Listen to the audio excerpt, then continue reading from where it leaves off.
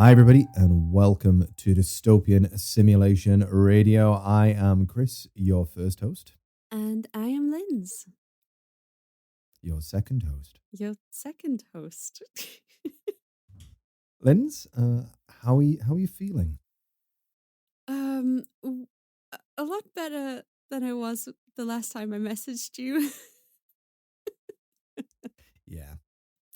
We tried to record a little bit earlier. This episode's a little bit later than we would have liked. But yeah, when I spoke to Linz earlier in the week, she was like, "Yeah, I should be able to record tomorrow." Why am I scouse? And yeah, Chris, blame me. Yep, it's all Linz's fault. Yep, it was totally me. But yeah, I'm not 100%, but I'm feeling a lot better than I was when I was sending you audio messages that just sounded like a Dutchman choking. You sounded like an ill Emperor Palpatine. Not just the standard one, even worse. No. Great. I don't know what was wrong with me. I thought it was COVID, did a test. It wasn't COVID, but this was after, honestly, 6 or coming up on 7 days of like being in the house and mostly in bed, just feeling like I was dying. And then I had this sort of like one night before I started feeling better. I had this one night where it felt like my head was in a vice and I was actually crying. I'd taken paracetamol and everything, and it was so painful. And I was like, you know what? Oh, man. I think I might actually die this time. And then I woke up feeling like slightly dizzy, but a lot better. So I don't know what happened. I think Back in the game now. Yeah, kind of 50% there. So if I'm not on my game this episode, I apologize. My brain is like so like foggy, honestly. But yeah, how are you, Chris? I think this episode's gonna straighten you out. It's gonna get you back on the right path. You'll feel differently after today's episode. But Is it about snake oils? it's not about snake oils. Damn. In some ways, but I'm good. Thank you. I'm fully in the Christmas mood. Oh, of course you are. It's snowing here, which is really nice. Hey, it snowed here yesterday. Ooh, well, Not that's very much. good. So I'm guessing by this point it is currently November 21st, and I'm guessing you have your tree up and your ghastly light up Christmas sweaters on that you now wear as a family, right? Mm-hmm. And I've got it on right now. Fuck off. Have you really? Mm-hmm. Chris! I guess you are called Chris. Christmas should be your thing. It's named after me, I think. That's how it goes, isn't it? Yeah, but once again, you're claiming you're Jesus, Chris. That's where the Beatles went wrong. Let's not do that.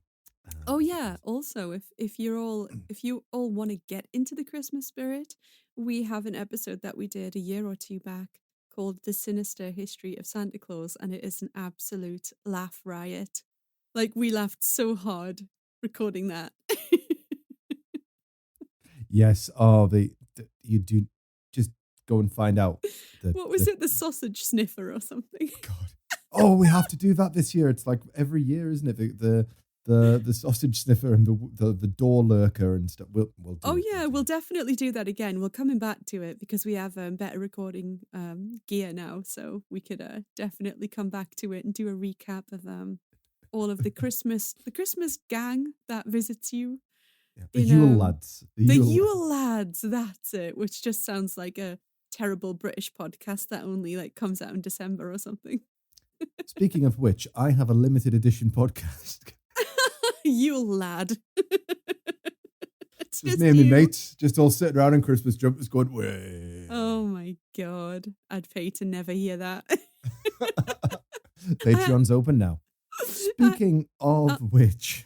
Yes, I heard we have a couple of new listeners. We do. Well, we've got quite a lot of new listeners, but in terms of new Patreons, we've got 3 to highlight. So thank you very much to a hawk. I'm not sure if there's no space between it, but I'm guessing it's a literal hawk that has currency to support us. I love that. Chris Lebowski, who I must give a special shout out to, along with his wife Tony, who wrote us a very nice letter, email, whatever it A is. letter? One of those e-letters. Electronic letter did they send you, Chris?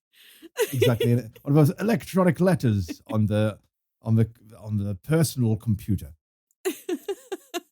which was very nice to get. So thank you both. It's lovely to have you on Yes. board. We also had a new member. I hope I'm pronouncing this one correct. Oh, Ah. A. Just A. Yes. So The nice to mysterious have A. Thank you so much, A. and of course, thanks to all of our regular Patreons. Thanks to Patrice, Ordained Sinister Minister, Devon Sweatshirt, Graves, Riff Cult, Cropley Crab, Cash Brodias, Creepy Paper, Jamie Sook, Spooth, Lindsay Keller, Mike Wright, Kelsey Carruthers, Linz Gibson, Drake Halvig, Only Child, Michael M, Wesley Akers, Riz K, Riaz K, Riaz K.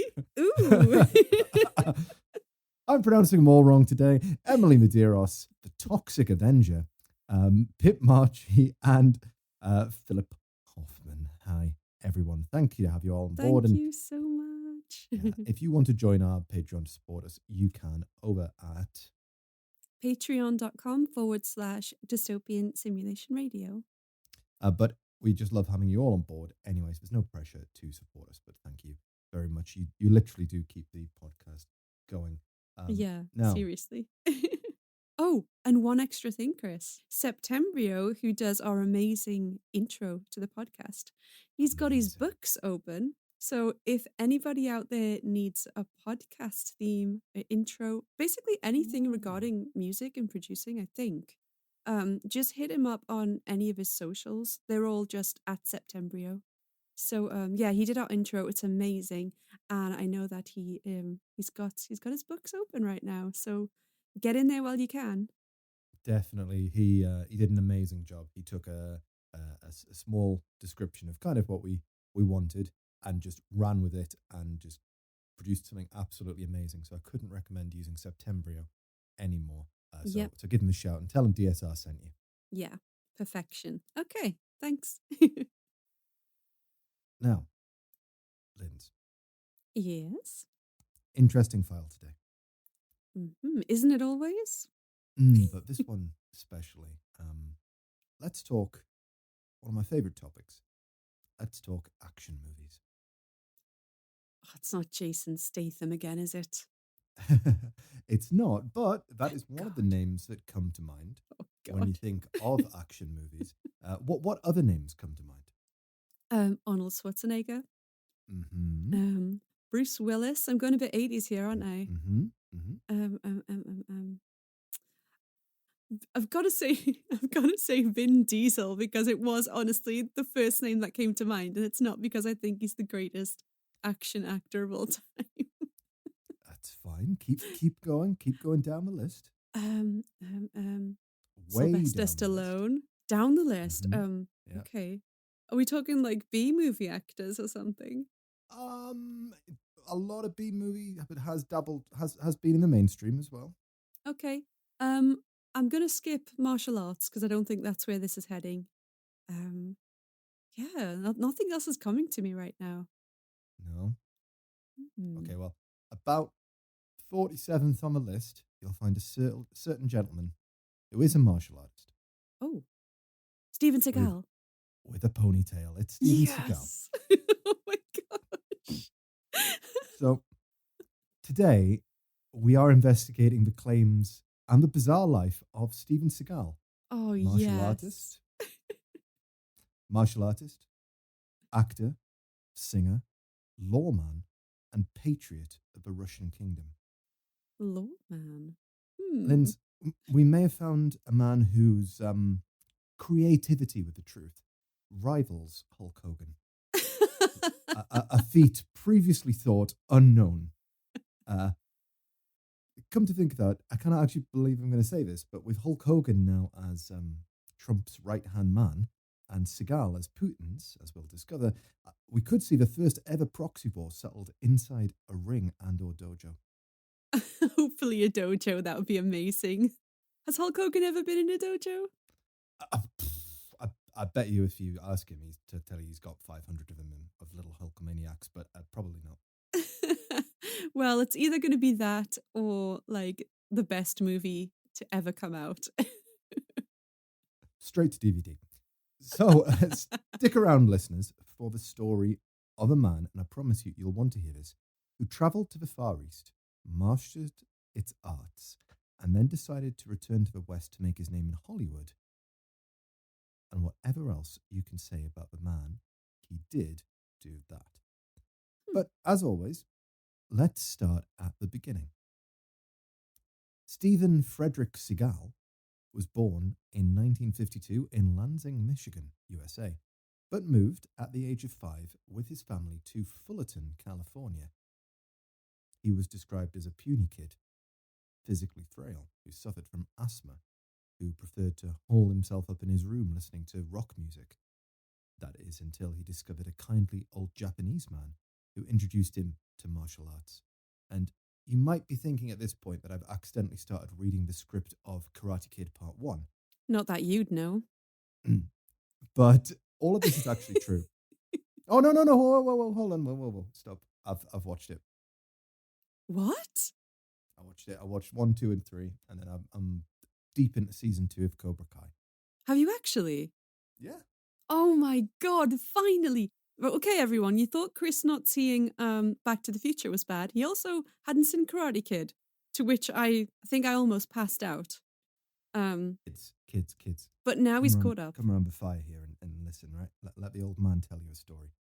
There was a day, right, where you only had the VHSs that were available to you in your local store. So my local store didn't have Back to the Future. It didn't have Karate Kid. But it did have Ghostbusters. It did have other inappropriate movies I shouldn't have been watching, like Predator. It's not that bad. So, you were limited by what your local stock had. So, the shop had. So, as a result, my martial arts movie when I was growing up was Three Ninjas at High Noon, starring Hulk Hogan.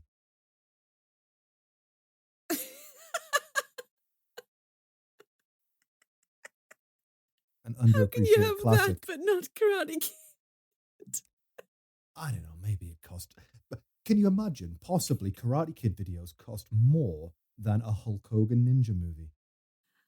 You know what? You've probably seen something not a lot of people have, but the fact that have not seen Karate Kid by accident in your entire life is mad to me. Same with Back to the Future. Can't accept it. Anyway, back to Steven Seagal.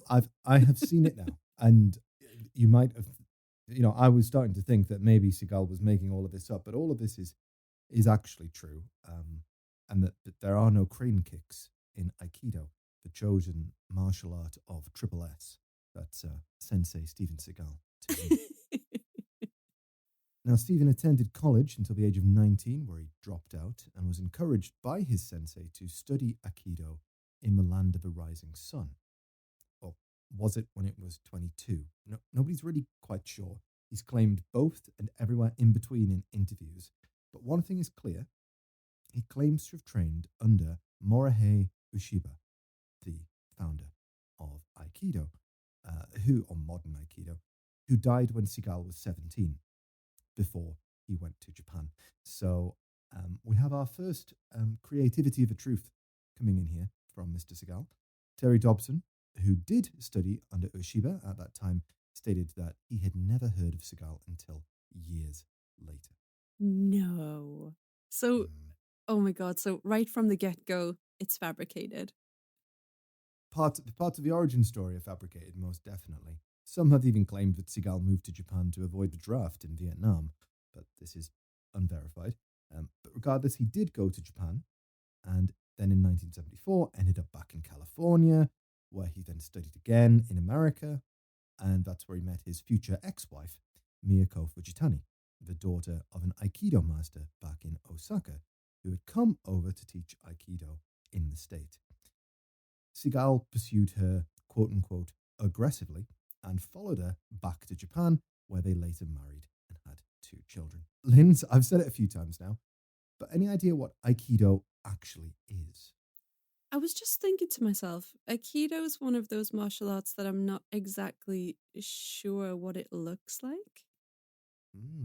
Well, let's find out for ourselves. Seagal likes to tell the story that it's the martial arts of the samurai, used when disarmed in battle.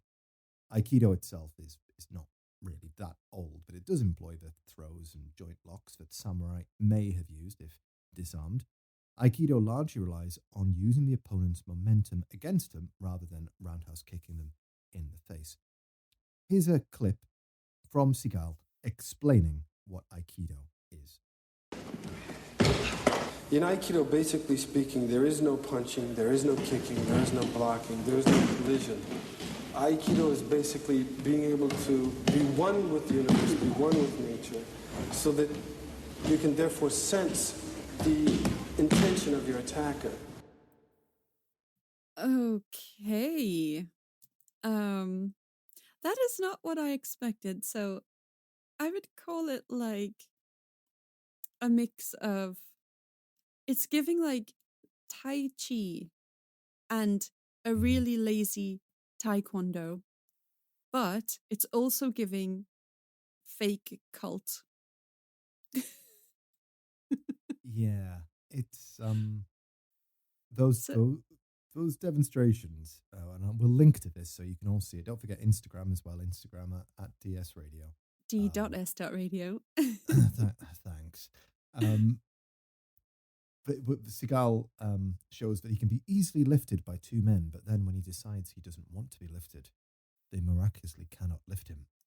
Yeah, so they're saying it's like a momentum thing, which it kind of is, but I feel like he's claiming that it's the power of his mind that is making him like unliftable, and he was holding two guys back with his pinky finger, and he was putting two guys in a headlock and they were like immobilized instantly, and like it's very it's kind of like when people get they start speaking in tongues and stuff, and it's just like they want to be part of it and they want to be part of the performance and make it work. It's kind of making me feel like I'm watching something like that.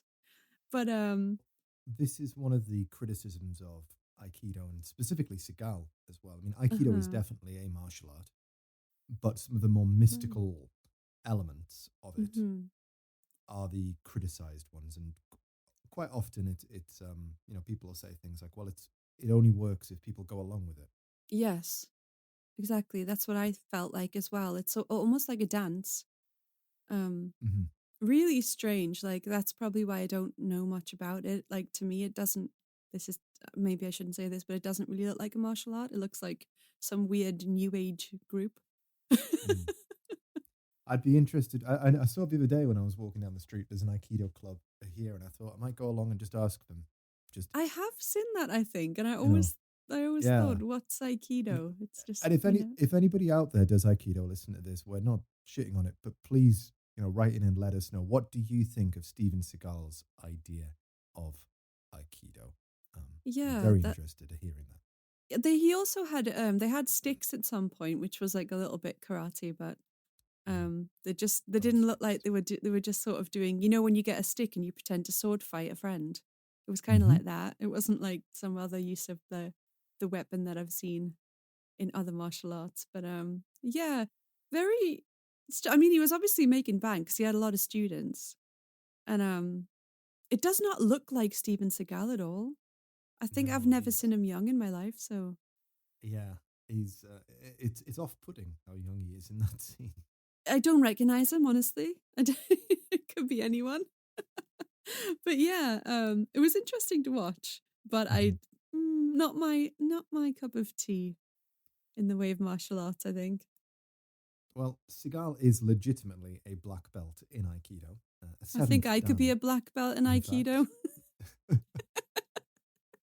Don't get the Aikido crowd on you, Linz. You Sorry. don't want to mess with them. Yeah, to be honest, this is my only experience of watching it, so it's Steven Seagal. Positive so energy I'm sure always it's a wins great over martial art. negative energy. Yeah. And he did, in fact, operate a dojo in Japan. However, much like Hulk Hogan claiming that Andre the Giant died the next day after WrestleMania 3, when it was in fact several years later. This is where the embellishment starts to come into play. So Seagal claims that he did operate his own dojo in Japan, being the first foreigner to do so, which is quite an achievement. Hmm. His ex, Miyako Fujitani, disputes this. And, fair enough, as she's his ex-wife, she might have an axe to grind. But she insists that Stephen's dojo was her family dojo. And while he was an instructor there for a time, he didn't actually operate the dojo. She also claims that he certainly is a black belt, but The only reason Stephen was awarded the black belt was because the judge, who was famous for his laziness, fell asleep during Stephen's presentation. The judge just gave him the black belt. okay. Hmm. But you can't take away from Mr. Seagal that he did move to Japan. He studied Aikido, and the other thing is that he has a fantastic command of Japanese, which this just shocks me when I saw footage of it. He is absolutely fluent, and he blows mine out of the water. And he used this to his great advantage during his time in Japan, according to Seagal. This is where he claims that he was approached by the CIA. Okay, for being a weapon. Yeah.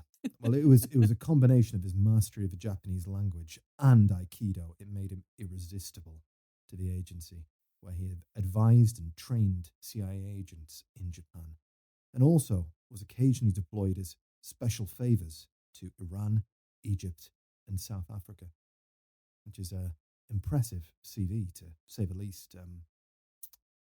Except, well, let's just say that the CIA's position is to neither confirm nor deny anything, but many people close to the agency have called the story everything from improbable to complete bullshit. On the record. Allegedly.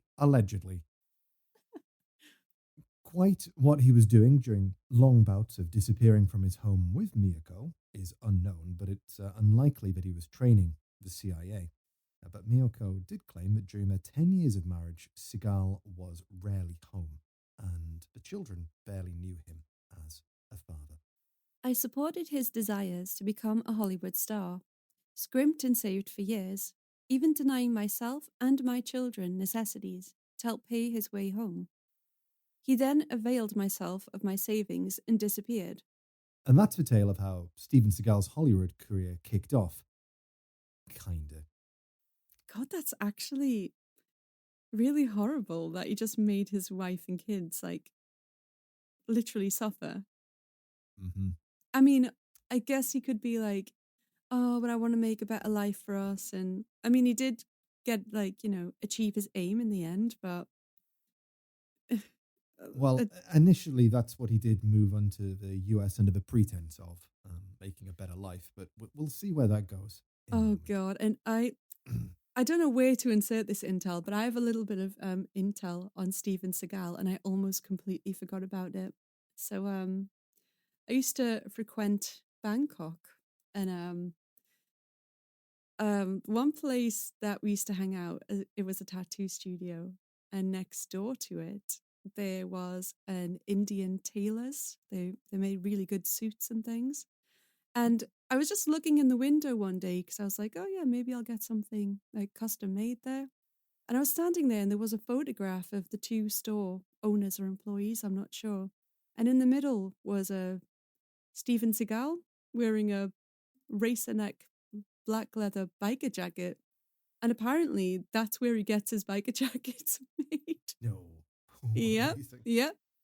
Well, he does frequent Bangkok quite a lot, actually. I know. There's we've more. Got a little incident later on about Bangkok, but go on. Yeah, there's more. So, allegedly, although I know the source and so on, and people close to the source, allegedly, he also really likes Thai sex workers, and he has a specification for exactly the type of ladies that whoever he gets to do this has to choose. And yeah, it's really something. There are a lot of stories out there about Steven Seagal. I'll let you go out and read them, but I will say that it's not the first time I've read a story like that. Allegedly, allegedly, allegedly. Allegedly. Well, so he's moved to the States, and he bounces between East and West for a while, opening various dojos. And one of them was in LA, and he promptly made two important connections during this time. First was Kelly LeBrock, who he promptly began a relationship with. Before you know it, the two were shopping for baby clothes. Only then did he tell Miyako, and a divorce was agreed. God, I forgot already about his wife and kids. And so did he, apparently. You're not the only one. The second important connection was with one of his students at his LA dojo, a private student, Michael Orvitz, who also happened to be, Linz, a movie producer. Ooh, lucky him. What decade was this, by the way? This would have been in either the very late 70s or early 80s. Oh, the perfect time, isn't it? I think, top of my head. Yeah. Actually, no, I think it was, sorry, I correct myself. This would have been the 80s because Seagal's first movie came out in the late 80s. Perfect timing, eh? For someone like Seagal to just show up in LA with a dojo. Now, there's two stories about what happened next. The first is that Michael was so taken with Seagal Sensei that he knew that he just needed to be a movie star. That's what Seagal would tell you. The other, which is far more famous, is that Orvitz had a drunken bet with a fellow executive that he could make literally anybody a movie star. And Seagal was the benefactor of that wager. You're kidding me. You know what? This makes a lot of sense. I will let you decide which one is true. I know which one I want to believe. Yeah.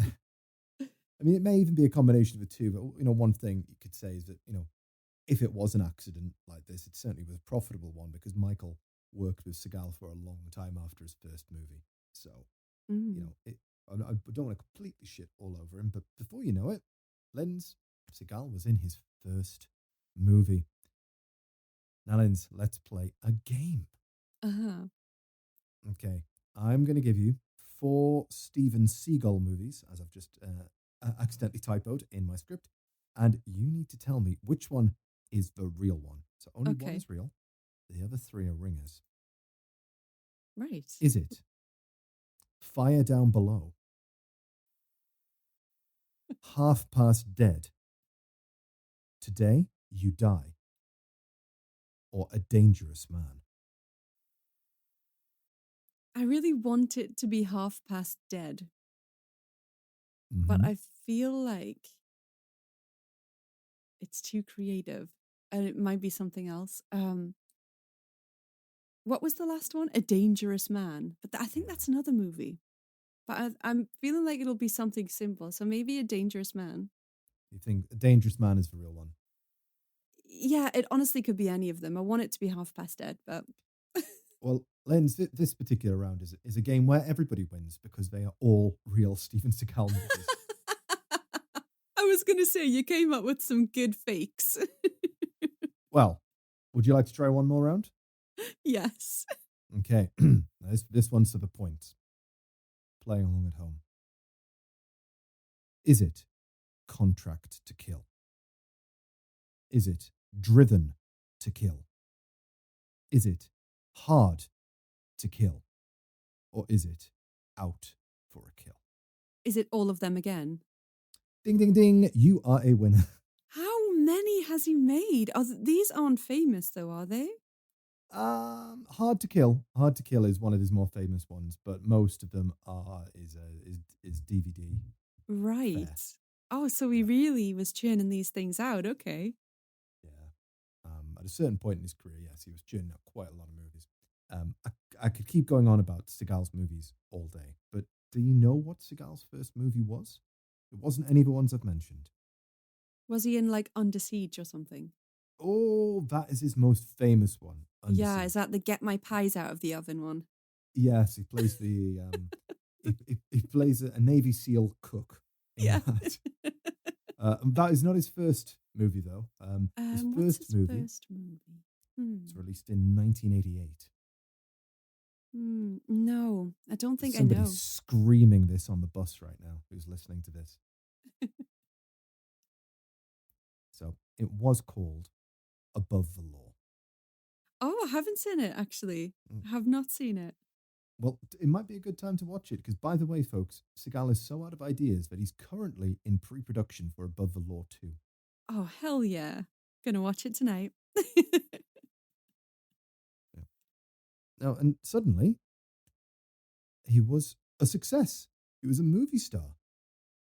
He was written about favorably at the time of the initial release of Above the Law, with Roger Ebert saying, a studio executive was quoted as saying Seagal has extraordinary screen magnetism. Seagal more or less deserves the build-up. He does have a strong and particular screen presence, and it is obvious that he is doing a lot of his own stunts. And some of the fight sequences are impressive and apparently unfaked. He isn't just a hunk either. He can play tender and he can play smart. Two notes often missing on the Bronson and Stallone accordions. His aquiline face and slicked back, slightly receding hairline accentuate the macho exterior. He moves around too much in close-ups, but then he moves around a lot anyway, seemingly restless on screen, sometimes swaggering instead of walking. His first movie is Above the Law, and it's nothing if not ambitious. It contains 50% more plot than it needs. But that allows more room to grow in areas not ordinarily covered by action thrillers. When was the last time you saw Norris or Schwarzenegger in a film where they ran cars through walls and killed people with their bare hands, and went to mass, stood up at baptisms, meditated, hugged their wives, kidded their partners, and made speeches about the need for a free and open society? If this film is an audition, it demonstrates that Seagal will try anything. Were they dating? Also, he Yeah, must have had that is pretty long go- arms to hug his wife all the way in Japan. I know.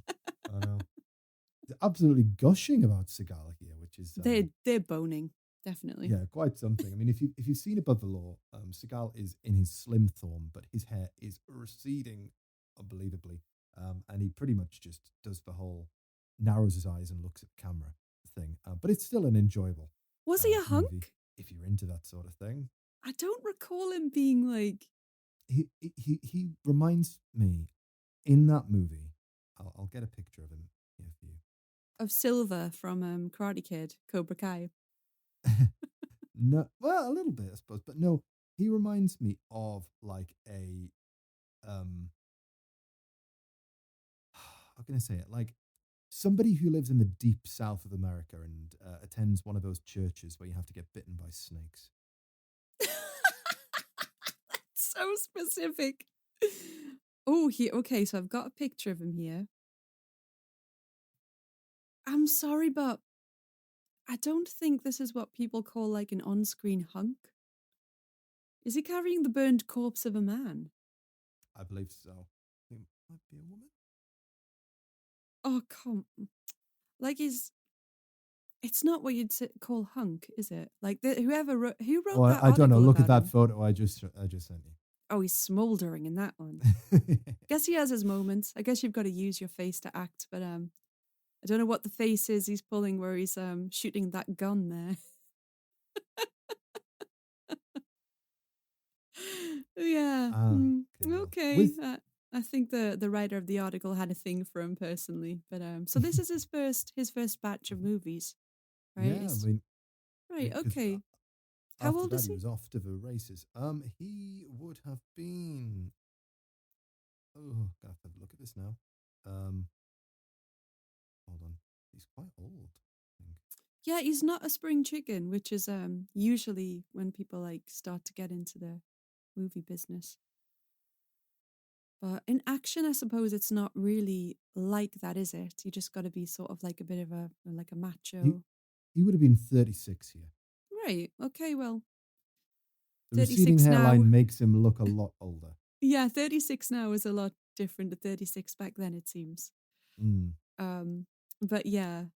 Yeah, I guess you've just got to be like macho and have some kind of fighting skill or just be good at punching another guy in the head. To be Yeah. in an action movie, you don't have to be a pretty boy, I suppose. But yeah, okay. But so he's made it to the movies just like he wanted, be Hmm. it And by bet or sheer will. He has gone and done it. he has, and with that, he was off to the races. Mm-hmm. Next up, Hard to Kill, Marked for Death, Out for Justice, and then, you mentioned it, Linz, Under Siege. Hell yeah. The latter of which Wikipedia states as often regarded as Seagal's best outing to date, which we will see if his next film manages to beat the 6.5 rating it has on IMDb. Is Under Siege a 6.5 rating? Yeah, that's Wow. Was the apparently his story best good? acting to date.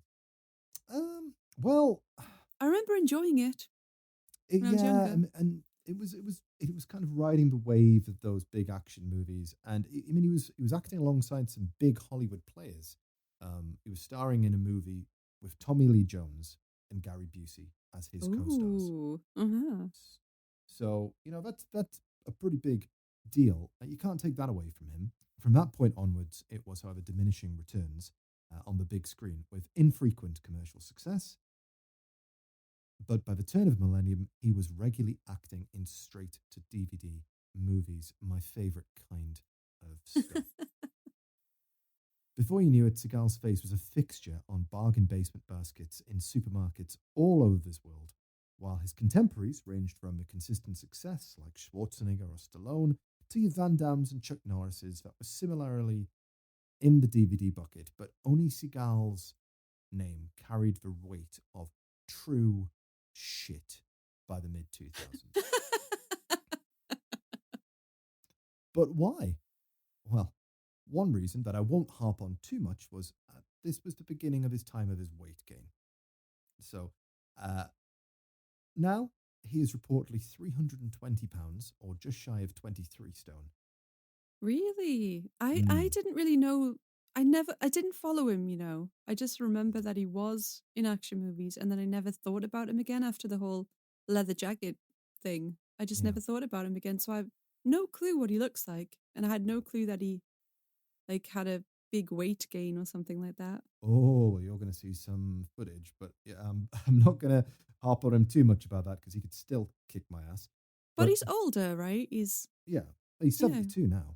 Well, you know, what do No. you can't be a skinny legend forever, can you? You can try. But this is undoubtedly one reason why he stopped getting big screen opportunities. Another Mm. reason was his acting ability, which was I limited was at the gonna best of say. times. Never really evolved behind squinting and whispering in a husky voice. The biggest reason that's speculated, though, Linz, any guesses? Why his movie career flopped? Mm-hmm. Well, the fact that he wasn't great at acting surely is enough, Chris. What else? Has he got into some political drama? Um, Later on, he does, but not at this point. did he go back to work for the CIA? I guess they needed his skills, and he was like, "I've got to leave my movie career behind. There's more important things." I'm sure he might tell you that, but in reality, there are numerous, numerous, numerous stories of Seagal allegedly being a raging asshole. Oh yeah, I thought that was a given. Allegedly. But even more so than one might think. Oh god. And this reputation actually preceded his Hollywood career. Sean Connery trained with Seagal for a movie in 1983. And when Connery got a little bit cocky with his moves, which, fair enough, because, Connery, who, did you know, was a legitimate black belt in Koshu in karate. Oh. What did Seagal do? Broke his wrist. What a bitch. Yeah. And it didn't get much better after his fame. He's widely regarded as one of the worst guest hosts on Saturday Night Live ever, refusing to take part in skits written by the cast and trying to pitch his own where he played a therapist. but one that was only working as one so he could sleep with his patients. He also forced rewrites when he refused to take part in a skit where two men would pretend to be fans of Arnold Schwarzenegger. But that's really just the tip of the iceberg. He has a reputation on his movies for beating up stuntmen on and off camera. What? What is wrong with this guy? I've never seen him in an interview either. What? Why have I never seen it? Like, oh my gosh, I wish I had done the deep dive. You're going to go down a rabbit hole, let me tell you. There's some amazing footage of the man out there. Thank God. And Michael Jai White, who you may have heard of, as a reputation. He's an amazing martial artist himself, was in several movies with Seagal, and claimed that Seagal would wrench the arms of stuntmen and hit them full force when it wasn't required, or as White put it, he just cracks people. He chopped a fellow stuntman in the throat, causing a confrontation between the two that Seagal later apologized for.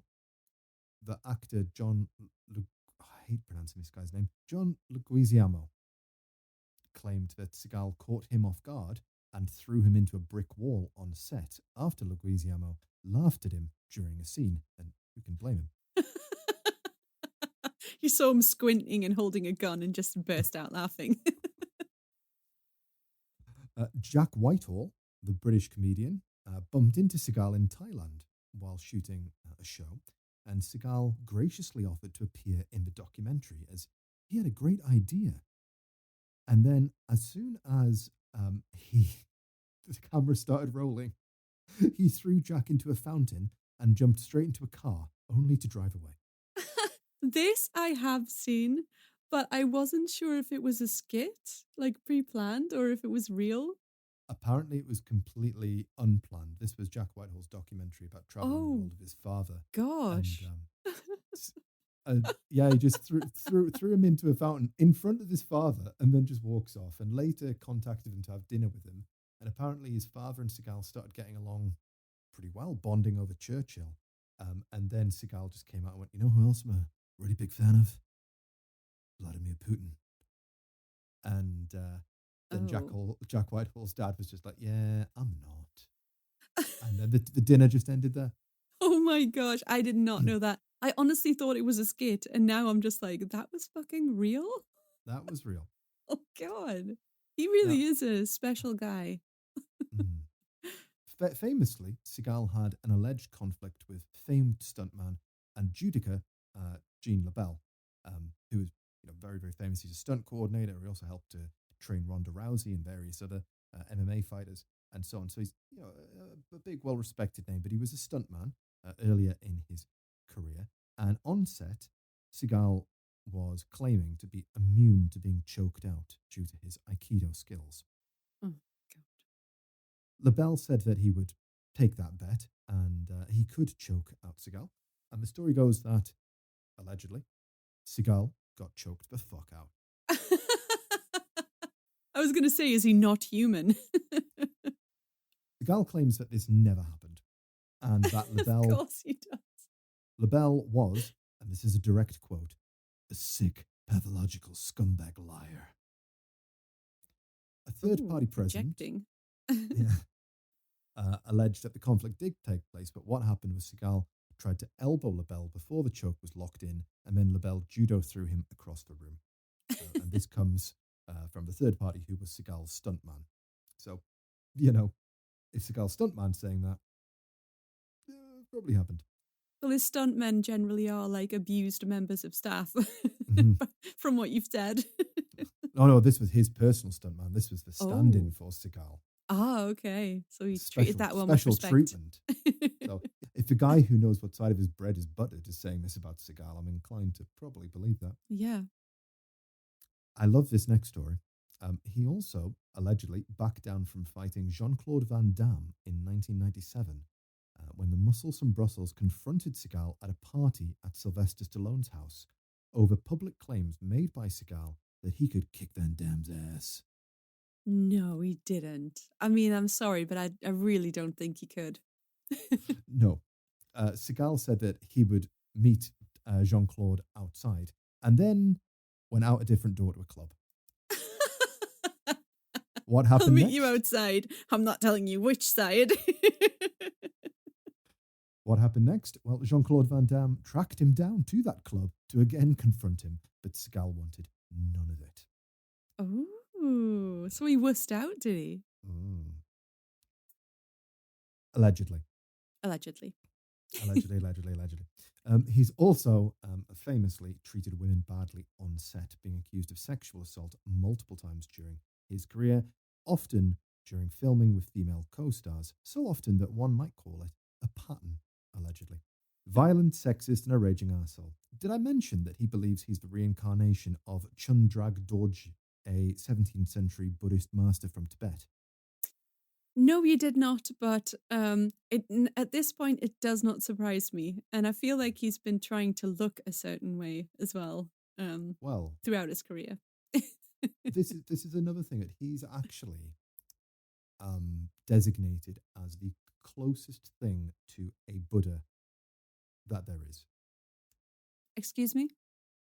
So he has been designated by the Tibetan sect of the Dalai Lama and all of that as being an actual reincarnation of this person, who I guess must have been a tosser as well, and that he's ascended. So he has the capacity within his life, according to Tibetan Buddhism, to become a Buddha. But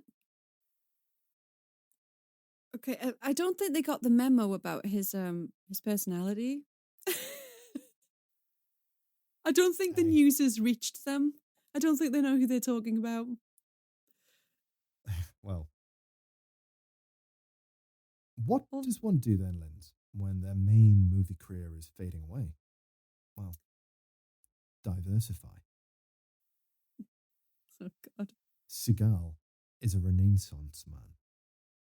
Not just an actor and a martial artist. He's also a singer.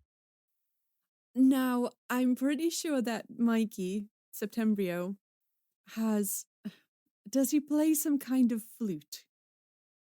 I'm not sure. It wouldn't put him past him.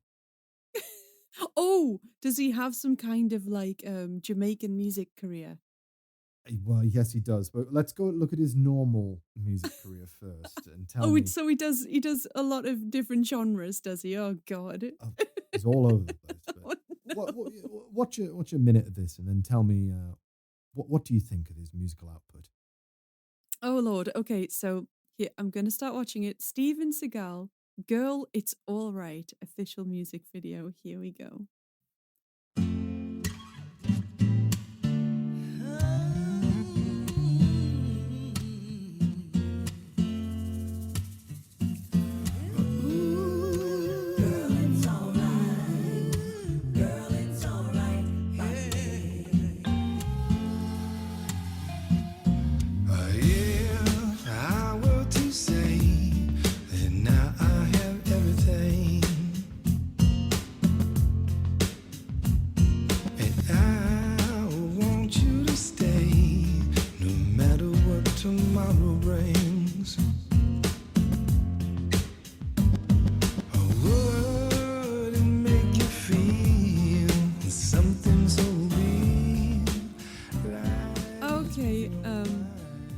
I think he was just saying, "Girl, it's all right," and there was like, but he was going like,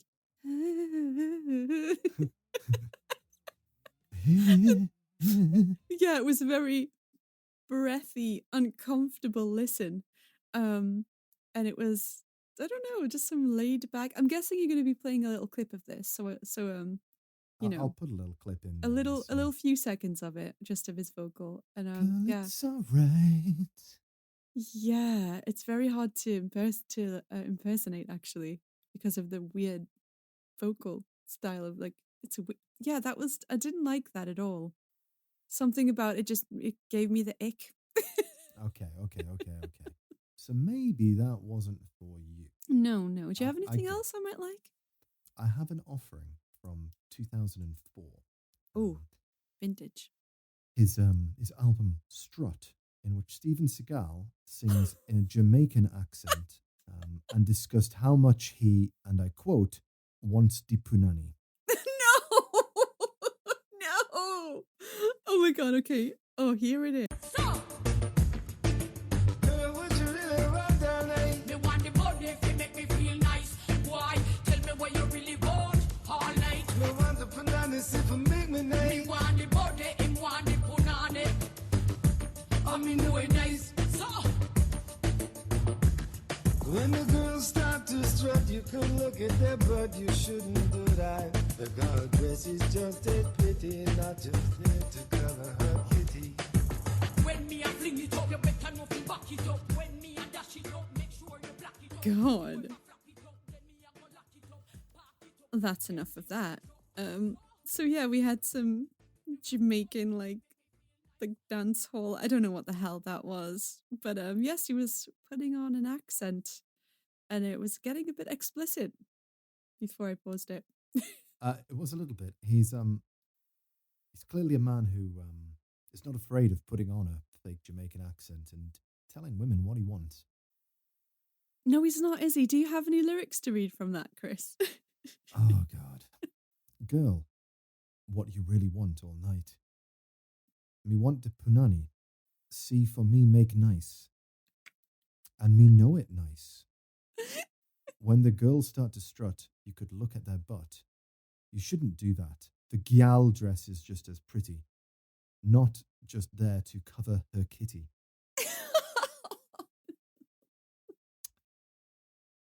Me love the way you walk sometimes. The way you talk is so hot. Now you know. Oh God, what's this rhyme going? Let's have a shot of rum. Oh no, I'm not reading the next line. Please read it. No way, that's the Patreon. Type it to me. Now you know, let's have a shot of rum, then me can make you. Skipping to Ah. the next line. Me with to the ocean, that would be fat.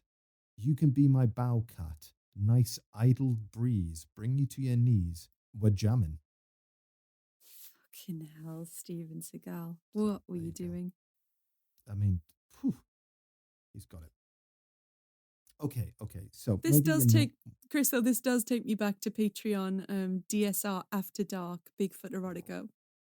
No. I could just have an AI write a Steven Seagal erotica, and I can read it to you if you want. Yes, please. That's the bonus episode for this month. Okay. Okay. Look, I can see that you're not here for Seagal's music career. but No. What no. about his reality TV law enforcement career? Excuse me? Well, Steven had his own reality TV show called Steven Seagal Lawman, in which he cleaned up the mean streets of Louisiana and later Arizona. Do I have footage? Yes, I do. Louisiana. So it's just drunk people. Here you go. All right, let's take a look. So we're about to watch the clip. Steven Seagal makes a drug bust. Steven Seagal, lawman. Wow, that was all action, wasn't it? It's starting to look like someone's wearing a Steven Seagal mask. And I feel like he might have been a bit out of his element when they were actually first breaking in. He did look a bit concerned, but This is all very made up for television. I mean, Steven Seagal claims to have trained officers back in the 80s and was eventually made a reserve deputy sheriff. Note, according to an article by the LA Times, there is no record of this happening. However, Seagal was allowed to become a ceremonial officer. Then okay, right, fine. Reality TV. This is basically Dog for Bounty Hunter. yes, and it also it's his face when they were breaking through that door kind of looked like when you lie on your resume and then you find yourself third person in a line for the Whoa, drug whoa, whoa. bust. he used his X-ray eyes to look in the two oven gloves that they had. That was a mistake. They had two separate oven gloves. That was a lot of crack, though. That was a fair amount of crack. Yeah, So, I mean, what could go wrong with this? Honestly, everything. If you could please read this excerpt from an article. Oh, Lord. Okay. Whoa. Okay. The story of Steven Seagal accompanying Sheriff Joe Arpaio's raid on an Arizona man suspected of cockfighting seems almost humorous. Although that is until you think about police driving into your home with a tank and killing your dog, which is what happened when Seagal drove a tank into Jesus Rivera's house. So, what the fuck? Seagal told a local radio station that animal cruelty was one of his pet peeves. Oh, Seagal told a local radio station that animal cruelty was one of his pet peeves. And since the bust was an animal cruelty bust, which apparently requires the use of several armoured cars, a tank, and dozens of sheriff's deputies in full riot gear, Seagal decided to go along for the ride and kill hundreds of roosters and a puppy in the process. So much for animal cruelty. It turns out, of course, that Seagal was just joining the ranks of reality TV stars, blending the line between reality and television and the line between entertainment and justice. And now he's being sued to the tune of $100,000 by Rivera, who is also demanding a written apology from Seagal to his children for killing their puppy. Oh. Oh, dear. Jesus Christ. Well, the TV show lasted 3 seasons with a break in the middle due to, you've guessed it, a lawsuit from a woman accusing Seagal of being inappropriate with her. Oh. So after all of this, Linz, you know, your movie careers in the bargain basement, your CDs are not really shifting. Your reality TV show's been cancelled. What's the last frontier for a man like Seagal? Novel writing? I don't know. That would take effort. Yeah, true. Let's think. What else could he do? Reality TV films. Then what do you do? Porn. No, thankfully, that's not where this is going. I think there's porn of Steven Seagal out there somewhere. Well, it might explain his next actions, which was he went to Russia. Oh, Yes. Well, that Russia would have never and- come to me. Russia and Belarus, in fact. In 2014, suddenly, Seagal announced that Putin was one of the greatest living world leaders in a statement that can be only described as written for him.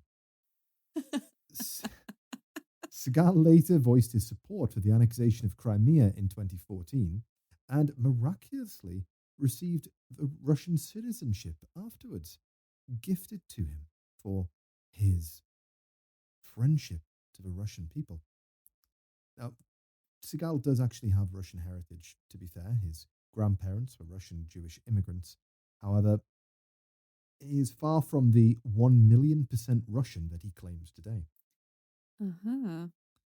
Seagal spoke out about supposed Russian interference in the US election and was challenged to a fight by the All-American, nearly 70-year-old former boxing world champion George Foreman, who took precious time away from putting his name to a grill press machine and challenged Seagal to a 10-round MMA fight. Seagal declined. Seagal The and George, Putin- do not speak, no slander of the George Foreman grill, Chris. I mean, it's got the little bits in to let all the fat go down. It's perfect. It's amazing. And also, amazing. to tie it back to Hulk Hogan, do you remember he claimed that he missed a phone call that would have made it the Hulk Hogan grill? It just wouldn't be the same. It just wouldn't be the same. The fat just runs out, brother. See, it doesn't work. Maybe like a Seagal- tanning bed. The Hulk Hogan Yeah. tanning bed. God, the skin of a hot dog. Seagal and Putin seem to have bonded over machismo and martial arts, Putin being a black belt in judo and having both received and then subsequently stripped of an honorary black belt in Taekwondo by the World Taekwondo Federation, which I note has the initials WTF. Seagal has cozied up to other nations like Belarus that align with Russia, and I present to you this clip, without context, of Seagal eating a carrot gifted to him by Alexander Lukashenko, Europe's last dictator, officially. And I would love for you, Linz, to please provide a running live commentary Okay. on this one. Okay. Give it to me. The thumbnail. Steven Seagal giving carrots and watermelon in Belarus. All right, here we go. Well, that's a large carrot. He's shaving the carrot down with a knife, presumably to get the dirt off. Don't know if there's cultural significance. Oh, Seagal. Yep, he's eating the carrot. He's got dyed, very jet black dyed hair and beard. He's all in a black. martial arts moo-moo. Yeah. We're looking at watermelons. Oh, here comes a watermelon. He's slapping it or tapping it. What on earth did I just watch? I'm not sure, but I've watched it too many times. Why is he eating a carrot? Is there a cultural significance to that? Is that like a welcoming gesture? Well, he claims that he's going over and doing sort of, what would you call it? Being a cultural ambassador and trying to unite the people. He still says that he believes in peace for all men, but then as recently as earlier this year, stood up in front of the Russian Federation and claimed that it was the Americans and NATO that had caused the conflict in Ukraine. He's an arsehole, allegedly. He's on payroll. Gets paid in watermelons. So this is the tale of Steven Seagal, a wannabe martial arts movie star who transitioned into a reality TV show cop who assassinated chickens and now holds the rank of Putin's best buddy. What do you make of this confused man and his incredible, albeit unbelievable, journey, Linz? To be honest, the most shocking thing of all was his Jamaican music career. Of everything he's done, I question everything he's done, but that more so. I'm just like, where did he go on vacation? And he was like, it's what I'm going to do. What, why? I don't understand anything he's done. I don't understand it at all, because it's like, Under Siege is the first thing that comes to mind, Steven Seagal. And that was a very big movie of the time. And it's like, oh yeah, he's famous, he's an action star, blah, blah, blah. But then when I really thought about it, I don't know what else he's done. I just know that he's had some questionable music career. And somewhere along the way, I have heard some of his music. But yeah, it's true. I don't really know what the guy has done since. And obviously he's just eating carrots and slapping watermelons and inserting himself into things that he has no business inserting himself into. And I didn't know he was like, okay, the alleged sexual like sort of crimes or harassment, let's say. I kind of could have guessed that from what I know about him from Thailand. But yeah, like what is that man doing, and what became of his Japanese children? The most famous of which is his daughter, Ayako Fujitani, who is both an actress and a writer fluent in both English and Japanese. She has starred in several movies in Japan and Right. has written quite a lot. And she's also had a martial arts career as well, I do believe, here through her parents. Wow. She now really resides in Los Angeles. Oh, so do you think, does she have like any, like, does she see him, or do they have any relationship? The only information that I was able to come across was an interview with his ex-wife saying that Stephen had continued to support them with meager payments. I think she might have a bit of an axe to grind, and Yeah. that he did have a relationship with the children, and that the children had been over to visit him, and so on. So, you know, they were Okay. still in contact with him, but I can't speak to how much they're in contact with him. It might also not surprise you to know that Seagal has been married multiple times. How many? Do you know? He was married 4 times. So to Mayako Fujitani, He then had another wife in the middle that I didn't actually mention, which was Adrienne LaRussa. And then he was finally able to get a divorce. I don't know how he was married and divorced at the same time. When he got Kelly LeBrock pregnant, married her in 1987. And then he was single for a long time until he met the Mongolian. I'm not going to try and pronounce this lady's name because I will massacre it. But I do know that she is a Mongolian. He's also a grandfather. Oh. I'll put it out. His eldest son, Kentaro, has 2 children. Oh. Well, I mean, yeah, the dad's still Steven Seagal. That must be a trip, mustn't it? Yeah. I mean, he's just a very, very interesting man. I wanted to do something about martial arts for an episode because there's a lot of interesting topics. Quite a lot of it's more suited to video stuff, like, you know, fake martial arts masters and things like that. And then I came across Seagal. Of course, I knew about him beforehand, but just the sheer bizarreness of his tall tales and his life that there's been. And I thought, you know who this man reminds me of? A certain man with another man with a receding hairline and a handlebar mustache. But are you going to share with us the real reason that you've been so interested in martial arts recently, Chris? Because I watched Karate Kid. The real reason? Because I've taken up karate. You yourself are a bona fide karate master of the white belt. Hey, white belt, 1 strike, thank you. But yeah, like, this has been such a fun episode, and I can just see the train of thought of why you started looking into this. Did you watch Karate Kid because I was like going on at you about how you'd never seen it? Yeah. Hello, Black Mask. Black Mask, fucking hell, man. Lindsay, you have to appreciate what that sounded like to me and the listeners, right? Just you going, so did you watch it because I was getting on your case about not having watched Karate Kid?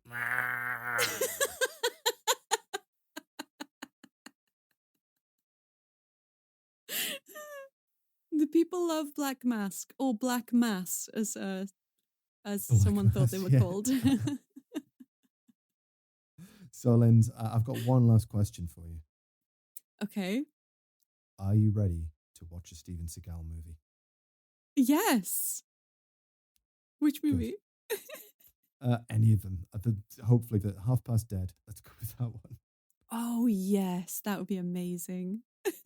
There's one thing I watched which was a little sort of recap on his career, and it was just saying how with every movie that goes on, Seagal sits on more and more chairs. Is that a fact? Yeah. So That's that hilarious. is the story of Steven Seagal. I think I'd love to hear all of your ideas out there about the man. But you got a lot of opinions about him. He clearly is a not very nice piece of work, allegedly, in some regards. But also he's done a lot of incredible things. I mean, he's moved to Japan. He mastered the language. He opened his own schools in the US. He's become a movie star. He has acted opposite much bigger stars than he. And now he is doing what he's doing in Russia, which you can draw your own conclusions about how I feel about that. Yeah. And he killed a bunch of roosters or something. Yeah. And a puppy. So, Linz, perhaps one of these days we will get to watch a Seagal movie on the Patreon. I think that would be a good one.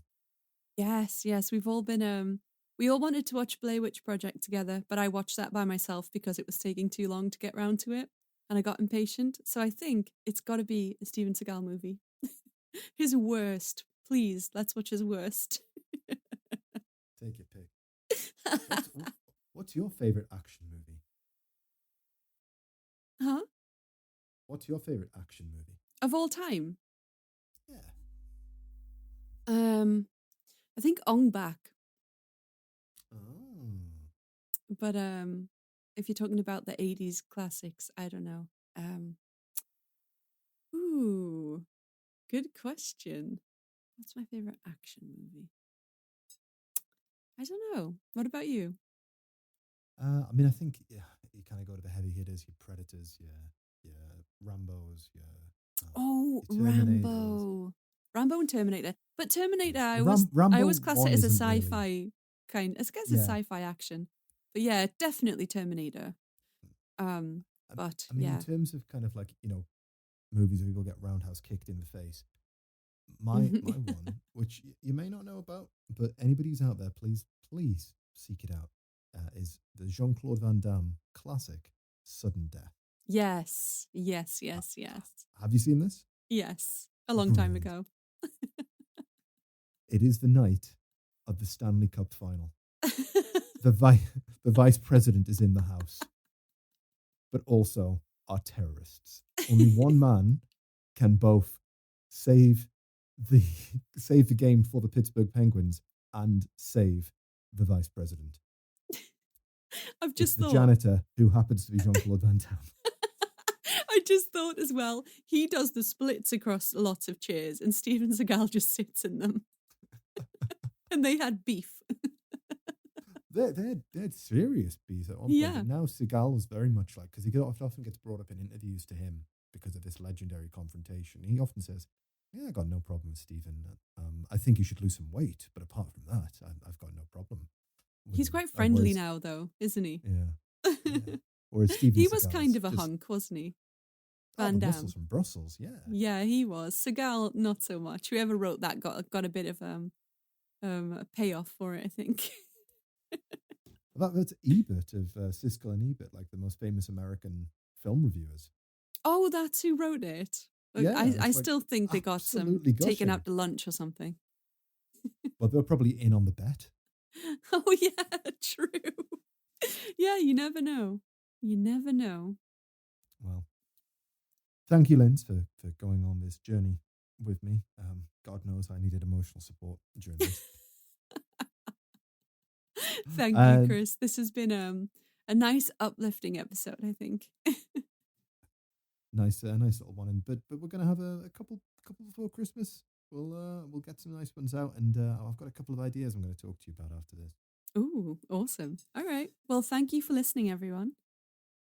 Take care, and until next time, watch out. Always stay away from your surroundings. Get my damn pies out of the oven. Get Bye, your pies out of the everyone. oven. Bye. Bye.